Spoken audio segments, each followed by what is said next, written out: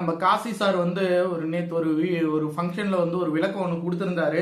அவரோட விளக்கத்தை எத்தனை பேர் ஏற்றுக்கிறீங்களோ ஏற்றுக்கலையோ எனக்கு நிஜமாவே தெரியல. அவர் எப்படி இவ்வளோ கான்ஃபிடென்ட்டாக பேசினாருன்னு எனக்கு ஒன்றுமே புரியல.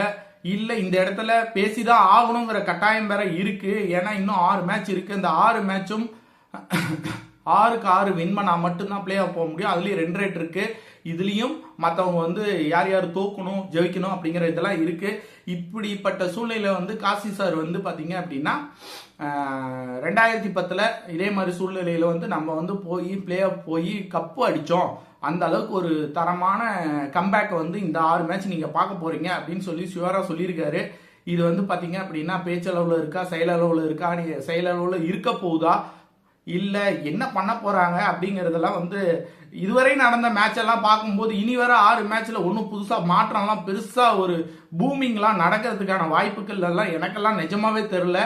இது ஏதோ வந்து ரசிகர்களை வந்து அமைதிப்படுத்துறதுக்கும் ரசிகர்களை வந்து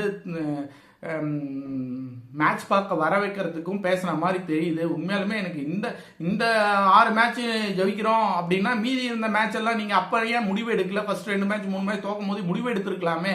எனக்கு அதுதான் குழப்பமா இருக்கு. இவங்க ஏன் இந்த மாதிரி பண்றாங்க என்னன்னு புரியல. அவர் அந்த பேட்டியை கொடுக்காமே இருந்திருக்கலாம். இந்த பேட்டியை கொடுத்து மறுபடியும் ரசிகர்களுக்கெல்லாம் ஒரு பூஸ்டை ஏற்றி விடுறாரு. இந்த ரசிகர்கள் வந்து பாத்தீங்கன்னா தொடர் தோல்வியை தாங்க முடியாம தவிச்சிட்டு இருக்காங்க. ஸ்டேடியத்தில் டிக்கெட் புக் ஆகாம இருக்கு. இதெல்லாம் இருக்கு. இதெல்லாம் வந்து சுயநலமா இல்லை என்னன்னு எனக்கு ஒன்றும் புரியல. ஒண்ணுமே நடக்கலைங்க. 6 மேட்ச் ஜெயிப்பாங்களா? சரி, அதை விட்டுருங்க. எஸ்ஆர்ஹெச் கூட ஜெயிப்பாங்களா? ஃபர்ஸ்ட் அதை பார்ப்போம். எஸ்ஆர்ஹெச் கூட ஜெயிக்கிறாரா? காசி சார் சொன்னாரு எஸ்ஆர்ஹெச் கூட எப்படி ஜெயிக்கிறாருங்கிறத பார்த்துட்டு மீதி 5 மேட்சை பத்தி அப்புறம் யோசிப்போம். வெயிட் பண்ணி பார்ப்போம். காசி சார் சொல்லியிருக்காரு.